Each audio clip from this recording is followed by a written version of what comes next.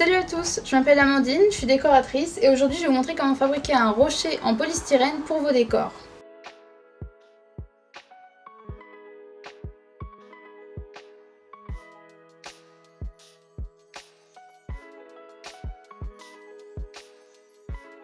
Pour le matériel, il vous faudra 2 couteaux bien aiguisés, du papier pour poncer en 40 et en 120, de la peinture acrylique, des pinceaux et 2 couvercles en plastique, un qui servira pour mettre la peinture acrylique et un qui servira pour faire une spatule pour appliquer l'enduit. Il vous faudra également un morceau de polystyrène, de l'enduit de lissage ou de l'enduit de finition et un seau. On va donc commencer par définir quel type de rocher on souhaite faire. Pour cela, je vous conseille de faire des recherches d'images, des recherches de texture de pierre, des recherches de couleurs et ensuite de faire un petit croquis de ce que vous souhaitez avoir. Donc voilà, je vais commencer et je vous affiche les images que j'ai prises comme référence.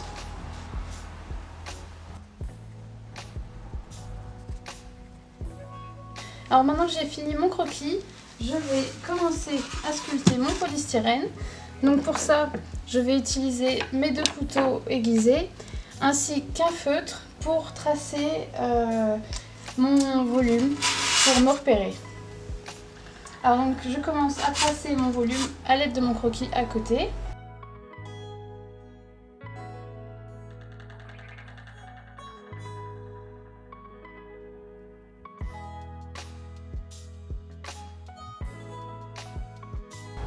Je vais maintenant commencer à découper grossièrement le polystyrène pour faire apparaître les volumes.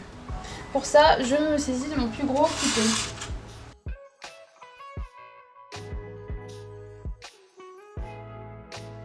Alors comme vous pouvez le voir, ce polystyrène se dégrade en petites billes, ce qui signifie que c'est du polystyrène extrudé. Et il existe donc 2 types de polystyrène, du polystyrène extrudé comme celui-ci et du polystyrène expansé, donc qui ne va pas faire ce genre de choses lorsque vous allez le découper.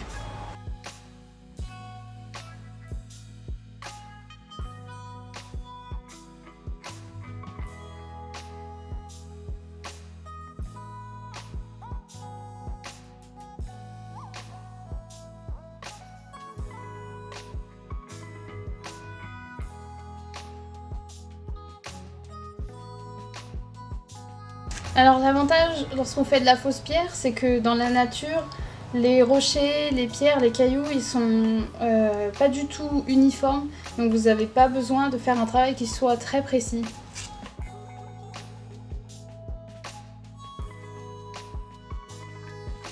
Le couteau, il va nous créer déjà les irrégularités qu'on peut retrouver sur la pierre, sur les rochers, dans la nature. Donc il va falloir se servir de ça pour faire la texture finale. Donc là, si j'ai tracé cette zone-là sur le dessus, c'est parce que j'ai décidé que la zone la plus haute de mon rocher se situerait ici. Donc je vais venir découper tout autour et créer un dégradé le long de mon rocher.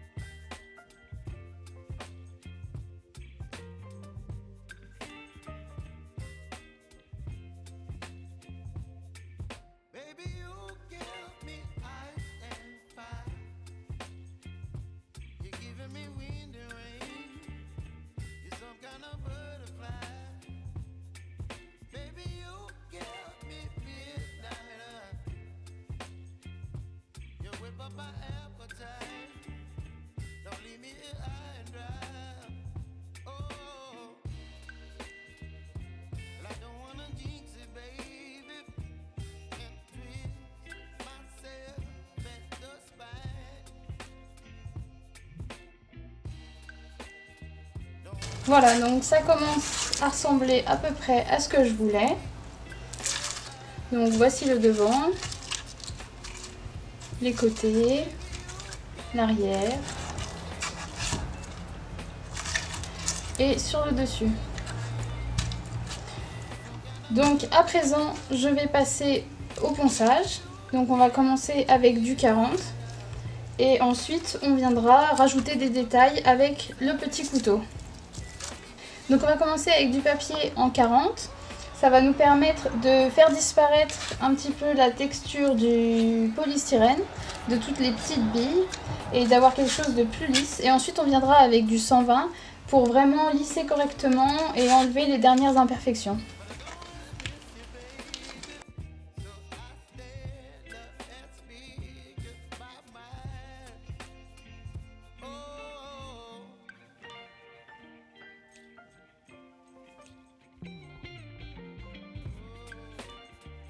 Donc comme vous le voyez, avec mon papier à poncer, je peux commencer déjà à accentuer certains détails.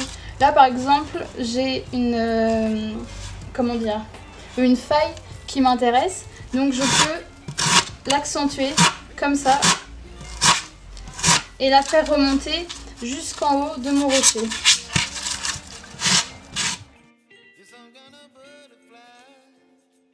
Donc comme vous le voyez, on va vers une roche lisse, puisque c'est ce que j'ai décidé de représenter. Mais si vous souhaitez avoir une roche avec beaucoup de creux, avec des bulles entre guillemets, vous pouvez utiliser un décapeur thermique et venir, sans trop chauffer évidemment, tout autour.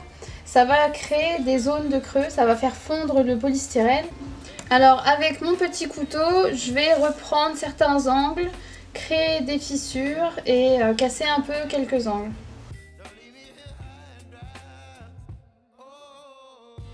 Alors maintenant qu'on a fini la première étape de ponçage, on obtient ces textures. Donc on voit encore les petites billes de polystyrène, mais on commence à avoir une bonne texture. Donc maintenant on va passer au papier 120 pour venir lisser tout ça.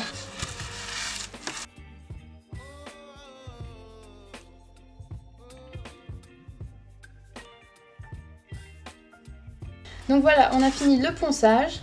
Donc on obtient une texture qui est déjà beaucoup plus lisse, qui se rapproche du résultat final qu'on souhaiterait. Et maintenant, on va appliquer sur tout notre rocher de l'enduit de lissage, ce qui va nous permettre à la fois de rendre la pièce solide et à la fois d'obtenir justement une texture bien lisse comme on le souhaiterait.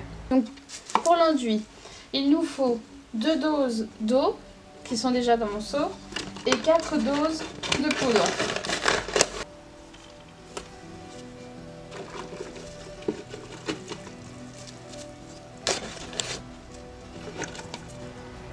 Et donc on va utiliser le couvercle en plastique comme spatule.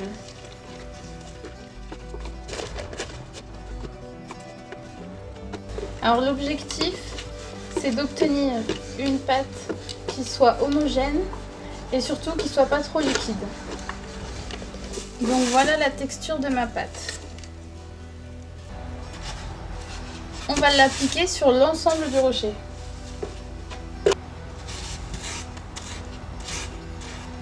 Donc si vous êtes plus à l'aise avec vos mains, vous pouvez très bien le faire, mettre des gants et faire avec les mains. Ce sera sûrement plus facile pour aller dans les petits creux. Alors c'est pas grave si vous n'arrivez pas à obtenir une texture lisse, puisque de toute façon, une fois qu'il sera sec, on va venir le poncer.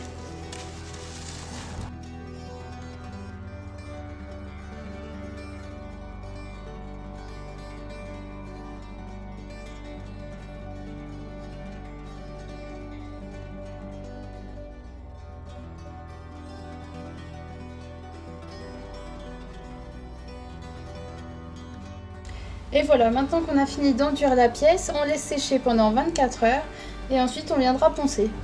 Ça fait maintenant plus de 24 heures que mon rocher sèche, donc l'enduit est totalement pris. Je vais pouvoir poncer là où il y a du surplus. Donc je vais poncer avec du papier 120.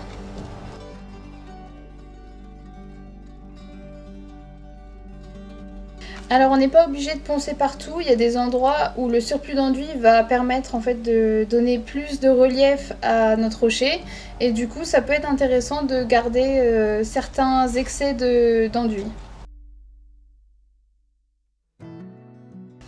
Alors c'est important de stocker les pièces dans un endroit sec puisque par exemple ici là où je me trouve c'est assez humide et du coup on peut voir, enfin je sais pas si ça se voit à la caméra, mais ici mon enduit a craqué. Alors pour ce genre de pièces c'est pas dérangeant puisqu'on fait un rocher donc ça donne encore plus de texture à la pièce et puis surtout ça se rattrape en ponçant et ensuite ça va être caché par la peinture. Mais pour des pièces qui sont très minutieuses et qui doivent être parfaites, il faut faire très attention à l'environnement dans lequel on stocke la pièce.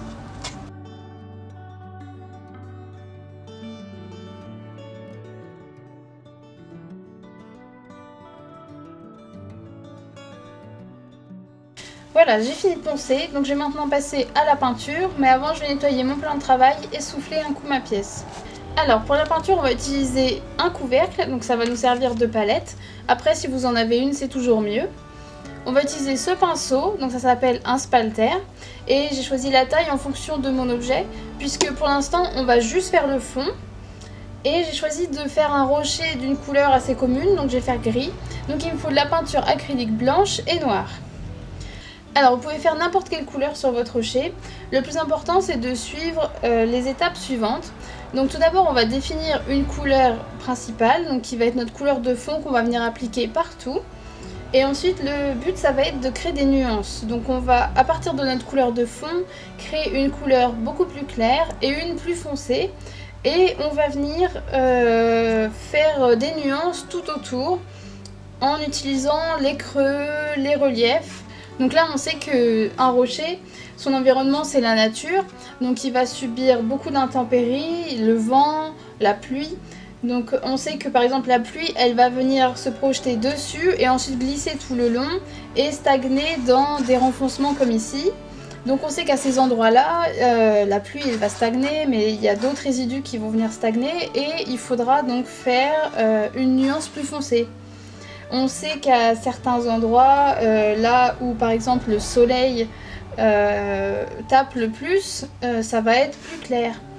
Donc voilà, il va falloir penser à tout ça et créer des nuances sur notre rocher pour qu'il paraisse le plus naturel possible. Donc là je vais commencer par préparer ma couleur de fond. Donc je souhaite faire un rocher qui soit gris mais pas foncé non plus, pas dans les noirs. Donc je vais partir d'une petite base de noir, donc il me faut quand même pas mal de matière puisqu'on va réutiliser cette couleur de fond après pour créer les différentes nuances.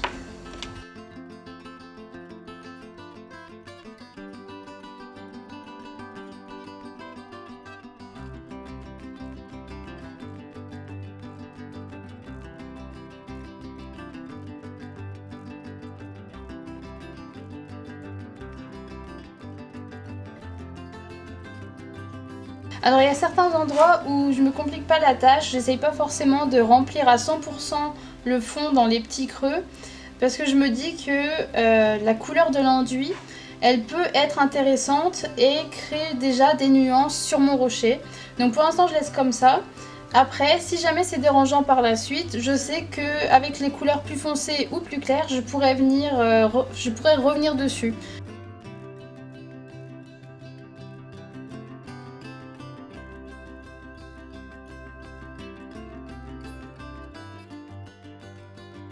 Voilà, j'ai fini ma couleur de fond. Maintenant, je vais laisser sécher, je rince mon matériel et je reviens après pour faire les nuances. Donc ma couleur de fond est bien sèche. Maintenant, je vais passer aux nuances plus foncées et plus claires. Pour ça, je vais faire des patines. Donc c'est de la peinture qui est un peu diluée qu'on va venir appliquer à plusieurs endroits pour créer des nuances. Donc je commence par foncer mon rocher. Donc je vais récupérer ma couleur de base à laquelle je vais venir ajouter du noir.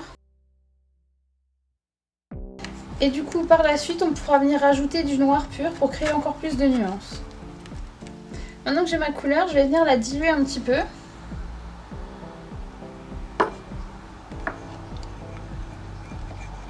Donc maintenant que j'ai mon mélange bien dilué, je vais commencer à l'appliquer à l'aide d'une éponge.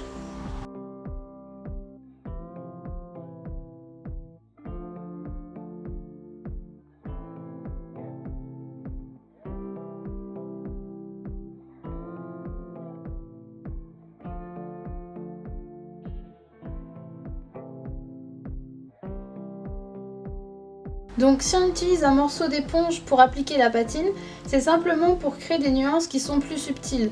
En fait, on va avoir une zone où on va avoir la couleur qui va être très présente. Et grâce à l'éponge, ensuite, on va venir l'estomper de plus en plus jusqu'à arriver à nouveau jusqu'à la couleur de fond. Et ça permet ainsi de mélanger la nouvelle couleur, entre guillemets, avec l'ancienne couleur et ne pas donner l'impression qu'on a un pâté de peinture qui est apparu ici en fait.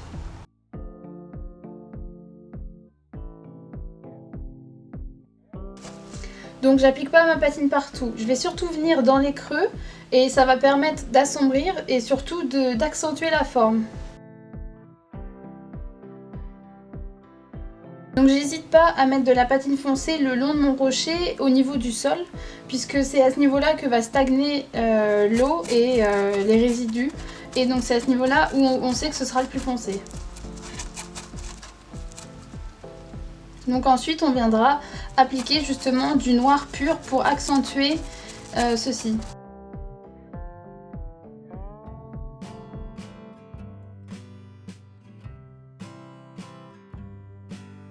J'hésite pas aussi à venir accentuer les contours si besoin. Donc, par exemple là j'ai une belle forme, donc je vais venir accentuer tout le long de ma forme pour que ce soit une des choses qui ressortent le plus quand on regarde le rocher.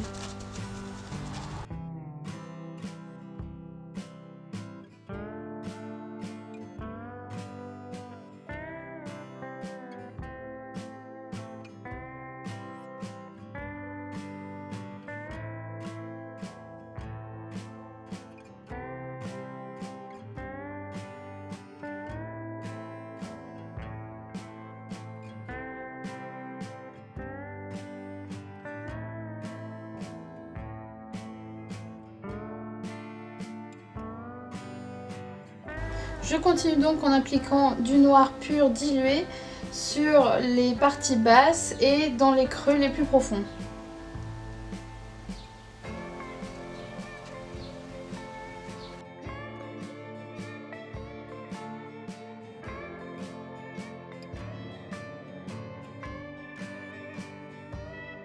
Maintenant que j'ai fini, je vais passer à la patine plus claire. Donc pour la patine plus claire, c'est le même procédé. Je récupère ma couleur de base à laquelle je vais rajouter du blanc.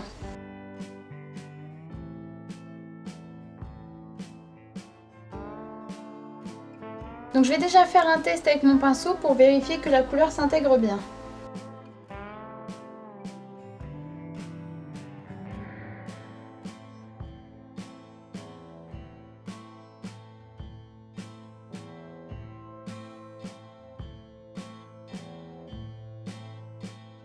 Donc a priori la couleur s'intègre bien, donc je vais pouvoir continuer sur tout mon rocher. Donc si c'est plus simple pour vous, vous pouvez utiliser la technique que je viens de faire, c'est-à-dire appliquer la peinture au pinceau et ensuite venir estomper avec l'éponge. Ça permet notamment d'aller dans les recoins les plus compliqués.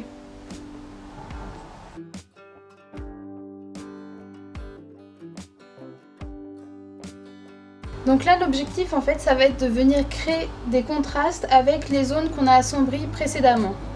Donc par exemple là j'ai un gros creux qui est bien foncé, donc je vais venir éclaircir au-dessus pour créer un contraste.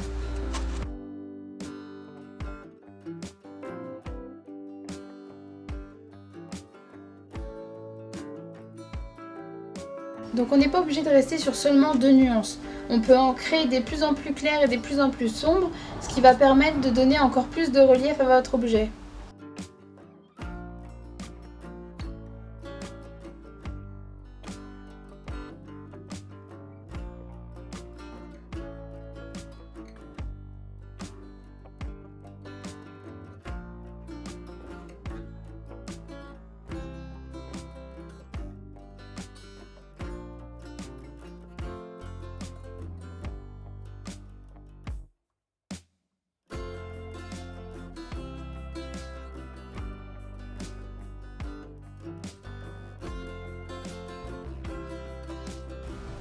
J'ai terminé cette étape, maintenant je vais venir avec une dernière nuance encore plus claire pour m'assurer qu'il y ait assez de relief sur mon objet.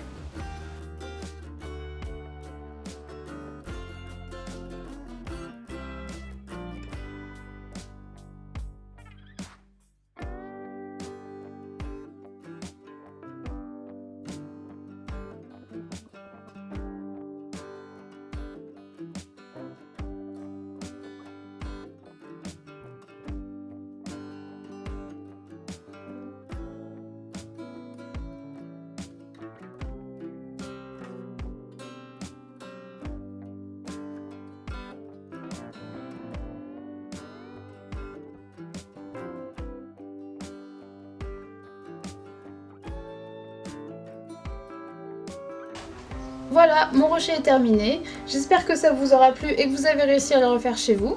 Si jamais vous avez des questions, n'hésitez pas à me les poser dans les commentaires et dites-moi ce que vous aimeriez voir dans une autre vidéo. A plus!